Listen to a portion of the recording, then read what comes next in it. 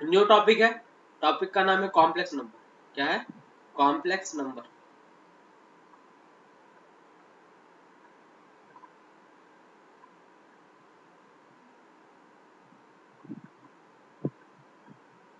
अब complex number है क्या?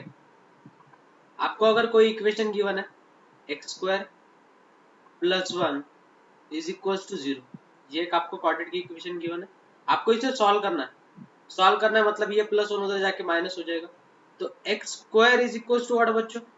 Minus one, taking square root on both side, तो x is equal to under root of minus one. अभी इसके बाद तो आप इसे सॉल्व नहीं कर सकते, तो इसकी वजह से इसको कंसीडर किया जाता है आयोटा।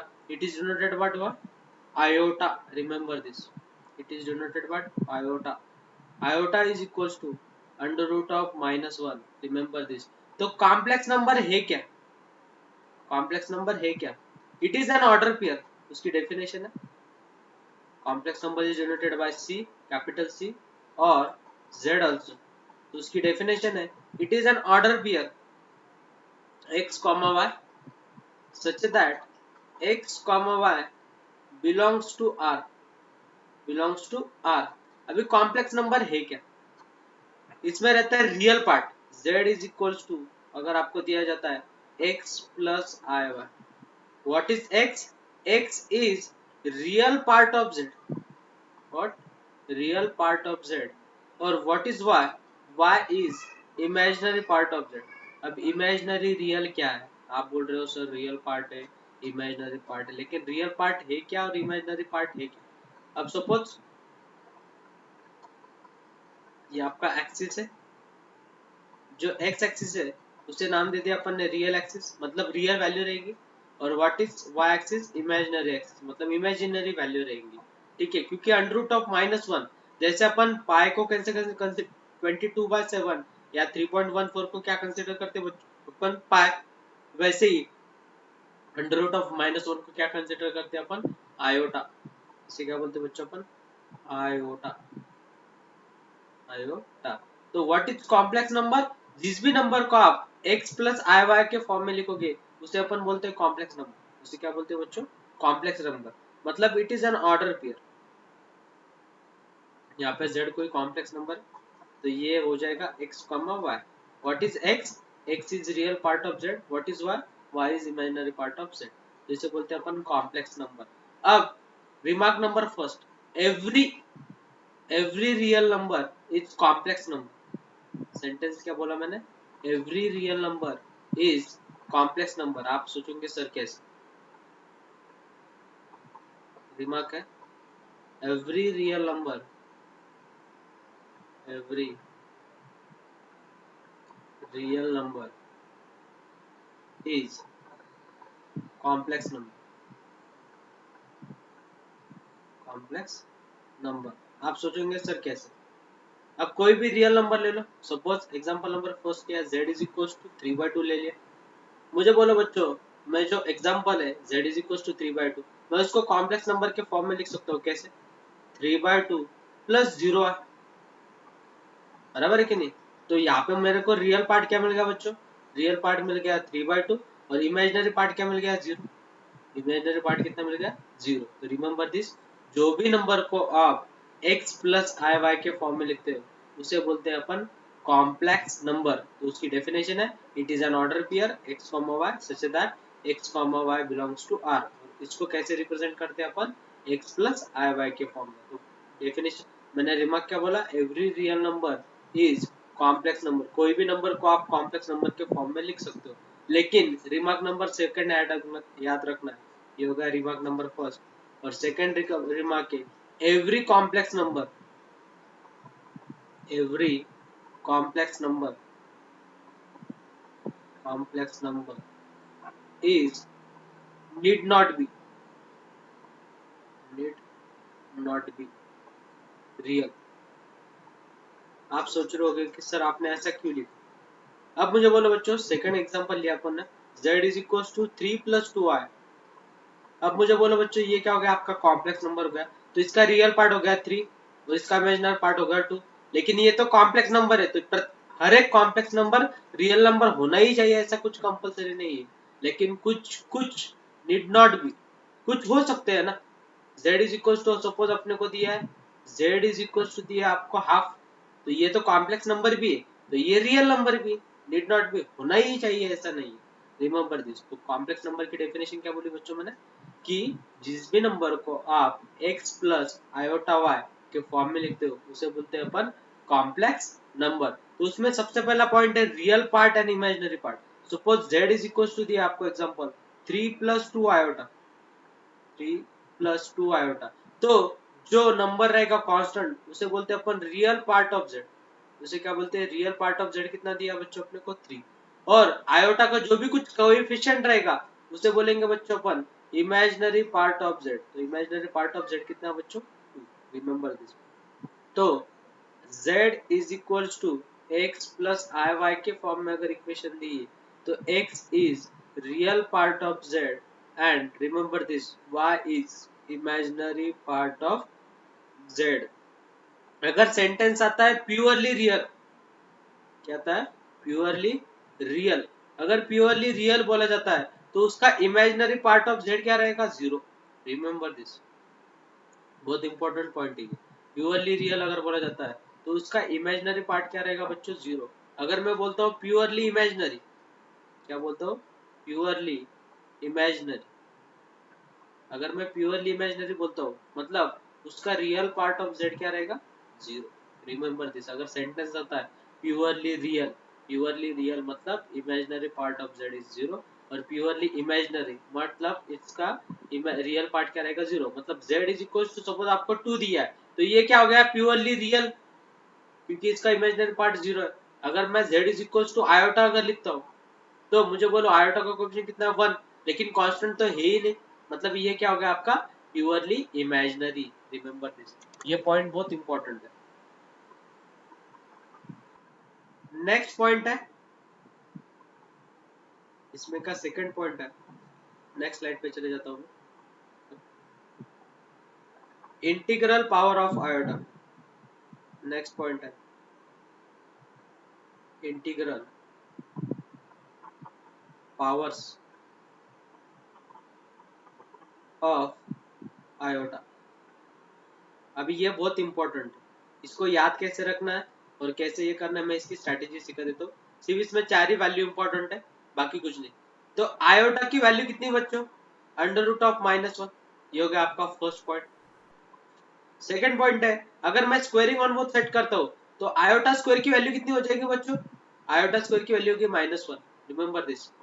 थर्ड पॉइंट है आपको आयोटा क्यूब की वैल्यू अगर ये करनी तो आयोटा क्यूब की वैल्यू कैसे निकालेगा बच्चों, आप इसे लिख सकते हो आयोटा स्क्वायर इंटू आयोटा, लेकिन आयोटा स्क्वायर की वैल्यू कितनी -1, तो -1 into iota is nothing but minus iota. तो रिमेंबर दिस आयोटा क्यूब की वैल्यू कितनी बच्चों माइनस आयोटा। और फोर्थ वैल्यू है iota raise to power 4। Iota raise to power 4 को कैसे लिख सकते हो बच्चों आप iota square into iota square, iota square की वैल्यू कितनी बच्चों -1 इंटू -1 इज +1। तो इसमें 4 वैल्यूज बहुत इंपॉर्टेंट है। फर्स्ट वैल्यू है आयोटा की वैल्यू कितनी है अंडर रूट ऑफ -1, आयोटा का आयोटा ही याद रखना। आयोटा स्क्वायर की वैल्यू कितनी बच्चों -1, आयोटा क्यूब की वैल्यू कितनी, आयोटा क्यूब की वैल्यू माइनस आयोटा, ये है आपका थर्ड पॉइंट।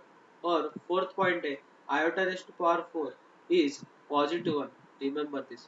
अब इसके बाद की अगर वैल्यू निकालनी तो उसके लिए स्ट्रैटेजी और वो कैसे याद रखनी है वो भी समझ लो। अब अगर आपको एक रिमार्क याद रखना है बस, बाकी काम हो गया आपका। एक रिमार्क है, remember this, multiple of 4, iota raised to multiple of 4 is always 1, is always 1 where n belongs to z, where n belongs to z।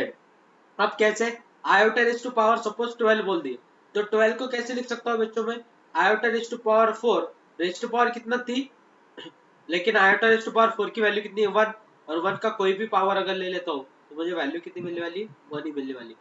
अब procedure to find the value, अब आयोटा रेज टू पावर 17 की value निकालनी।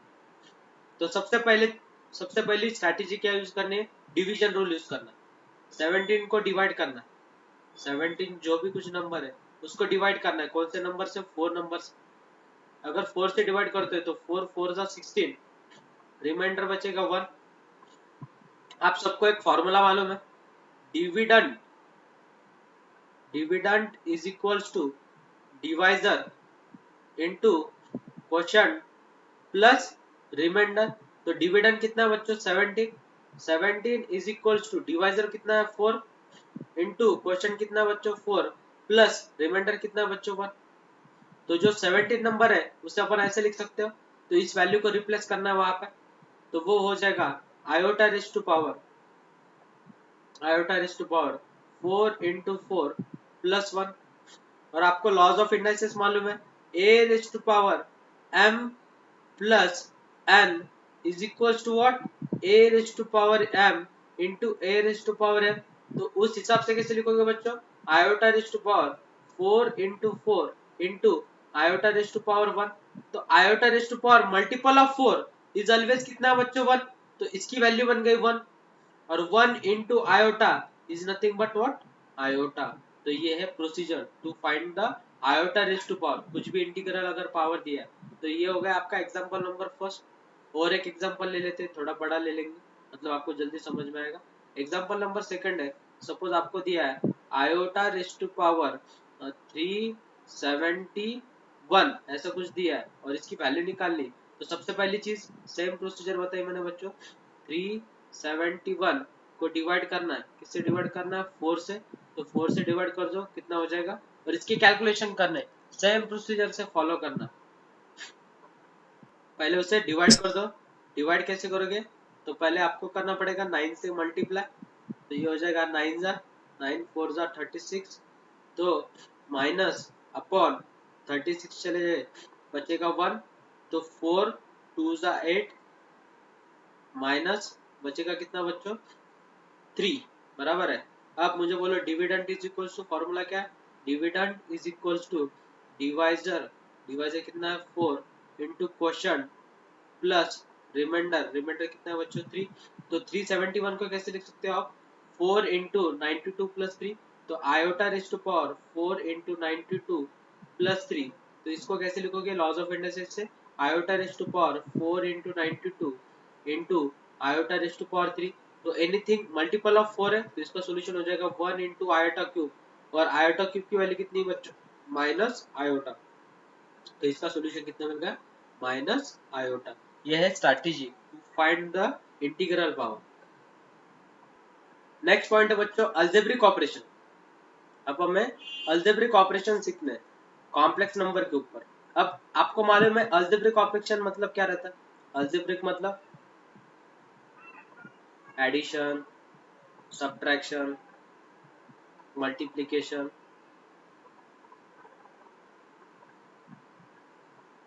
ठीक है, अब कैसे करना है अलजेब्रिक ऑपरेशन वो सीखा। तो पहले अपन करेंगे शुरुआत एडिशन से।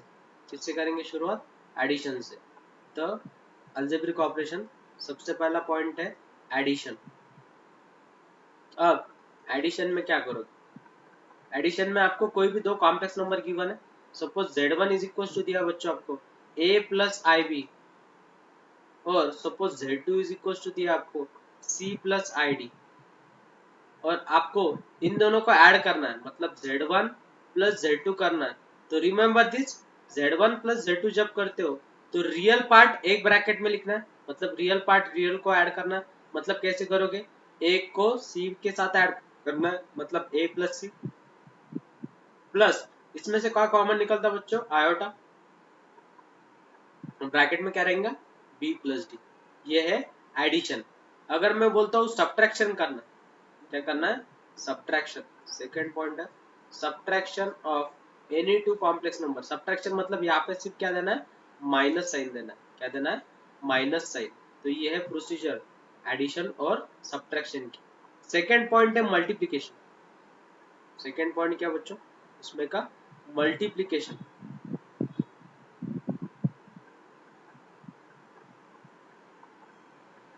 अब मल्टीप्लिकेशन में क्या करते हैं वो समझ लो।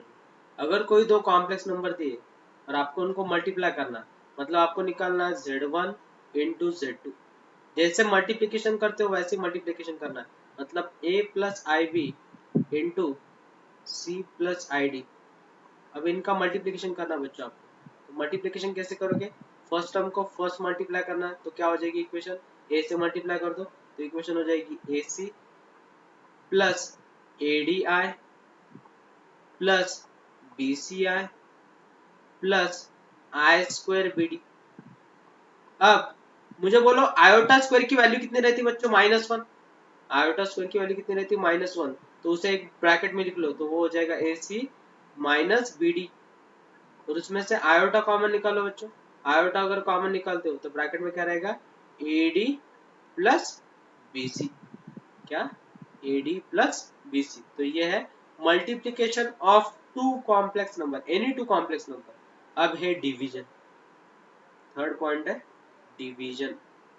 लेकिन डिवीजन में सबसे इम्पोर्टेंट पार्ट है, अगर आप कोई भी दो कॉम्प्लेक्स नंबर के अगर डिवीजन कर रहे हो तो आपको तब करना पड़ता है रैशनलाइजेशन। क्या करना पड़ता है, रैशनलाइजेशन।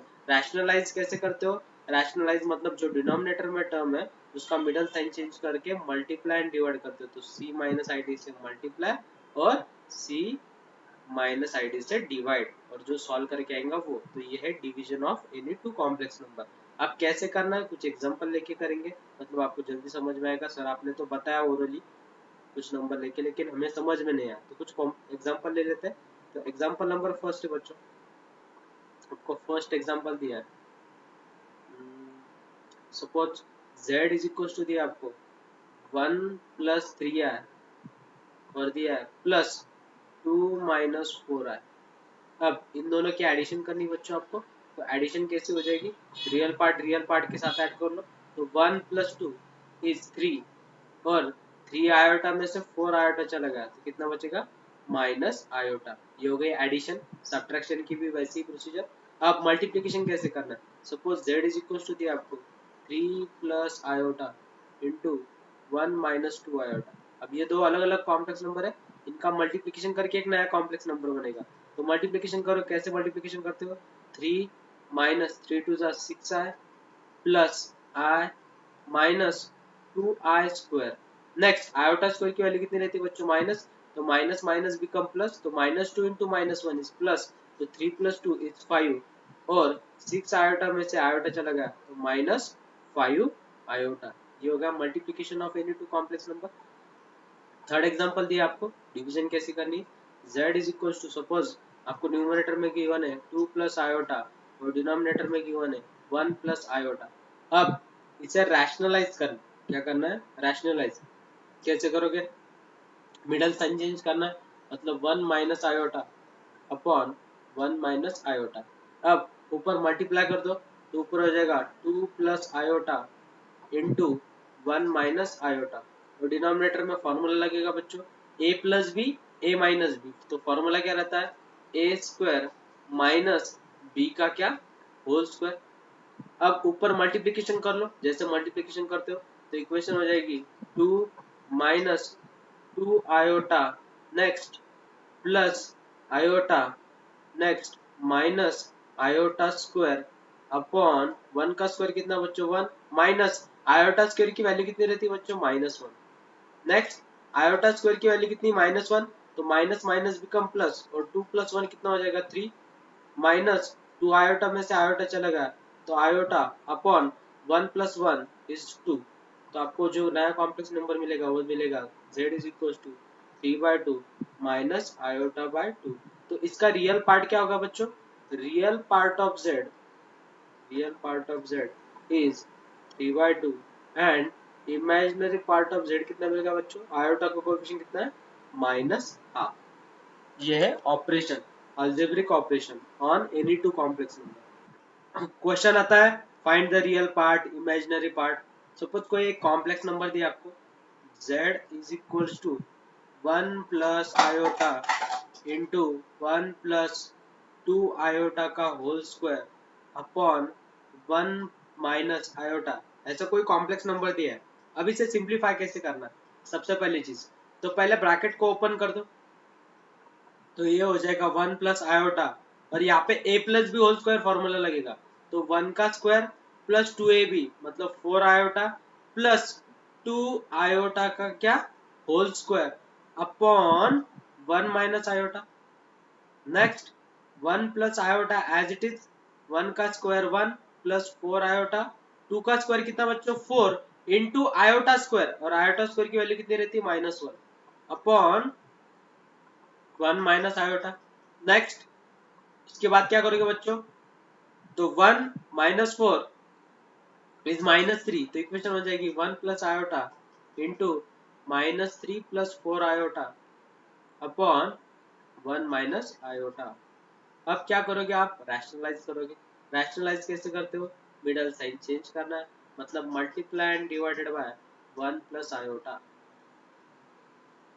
तो रैशनलाइज तो होगा, तो नीचे तो फॉर्मूला बन गया a माइनस बी और a प्लस बी, तो a minus b into a plus b, formula रहता बच्चों a square minus b square. तो फॉर्मूला बन गया नीचे डिनोमिनेटर में, तो वो हो जाएगा 1 का स्क्वायर माइनस आयोटा का होल स्क्वायर। नेक्स्ट अब इसको ब्रैकेट से में देखो, तो ये होगा 1 प्लस आयोटा का whole square into -3 plus 4 iota. Next denominator में क्या हो जाएगी इक्वेशन बच्चों, 1 का स्क्वायर है 1 और आयोटा का स्क्वायर है -1, तो माइनस माइनस बिकम +1, तो ये हो जाएगा +1। और यहाँ पे दिया आपको 1 प्लस आयोटा का whole square into -3 plus 4 iota. अब जो फर्स्ट है वहां पे फॉर्मूला लगेगा a plus b whole square, formula क्या रहता है ए स्क्वायर प्लस 2ab प्लस बी स्क्वायर बराबर है, तो 1 plus 2 iota plus iota square into -3 plus 4 iota upon 2। Next इसके बाद आपको एक तो चीज मालूम है, आयोटा स्क्वायर की वैल्यू कितनी रहती है बच्चों -1, आयोटा स्क्वायर की वैल्यू कितनी रहती है -1, तो +1 -1 गेट कैंसल, तो वहां पे बचेगा क्या बच्चों, सिर्फ 2 iota into -3 plus 4 iota upon 2, तो और नंबर कौन सा कैंसिल हो जाएगा, 2 ऑल्सो गेट कैंसल, सिर्फ आप आयोटा से मल्टीप्लाई कर दो, तो इक्वेशन हो जाएगी आपकी -3 आयोटा प्लस 4 आयोटा का होल स्क्वायर। लेकिन आयोटा स्क्वायर की वैल्यू कितनी रहती है बच्चों -1, तो इक्वेशन बन जाएगी आपकी -4 -3 आयोटा, तो ये मिल गया आपको z। तो रियल पार्ट ऑफ z कितना मिल गया बच्चों आपको, real part of z is -4 and imaginary part of z, तो कोएफिशिएंट ऑफ आयोटा कितना है -3। ये है strategy to find the real and imaginary part of any complex number.